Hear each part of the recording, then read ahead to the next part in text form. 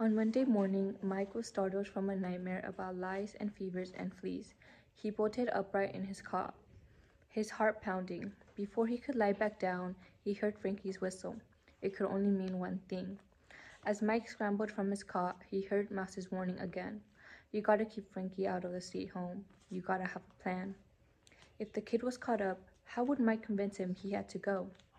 By the time Mike reached the stairwell and opened the window, Frankie was already waiting on the tree limb to be let in.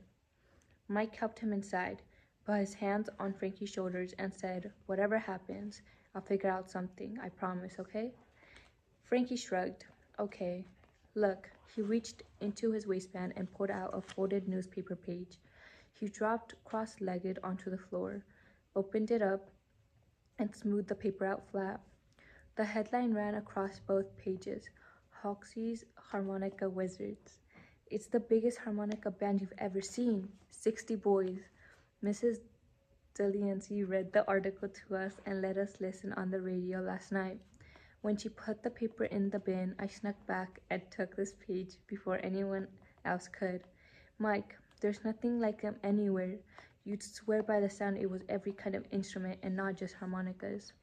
Mike sank to the floor and leaned against the wall, blowing out a long breath. He nodded towards the newspaper. Frankie, that is the emergency. Remember, we talked about using the signal only when it was very, very important.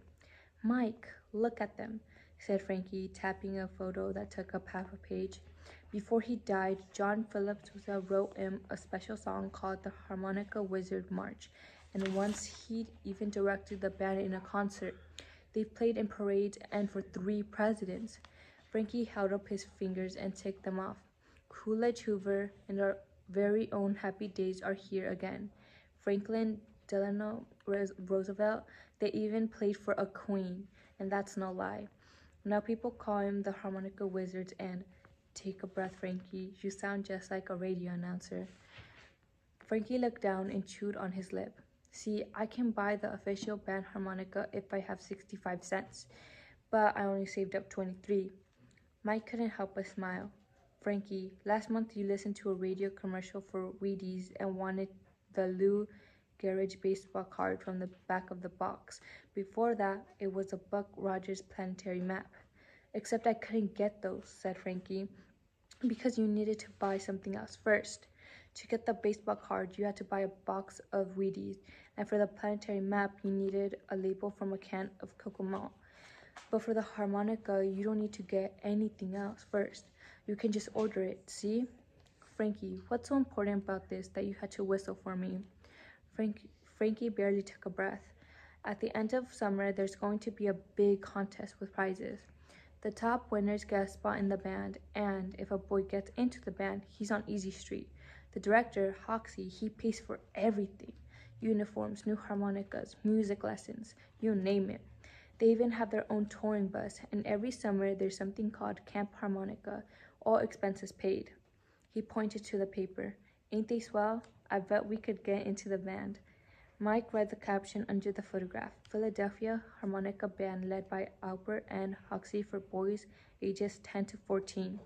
Frankie, you're only 7. Frankie pointed to a boy in the photo in the front row. He looks younger than me. Mike leaned closer. Frankie was right. The boy looked to be about 5. It lists him as a mascot performer. He probably is someone's little brother that plays decent and looks fine in a uniform. You could try it out if you got in. Maybe they let me be a mascot. Mike shook his head. You think Pennyweather is going to let me audition for a band? And how do you plan to get anything delivered without her finding out? Plus, even if we got our harmonica, she isn't going to let us keep it. She took away our other's first thing. I already got that figured, said Frankie. Lower's new mail duty every day. We got into to the letter box at the end of the lane and then deliver the mail to her office.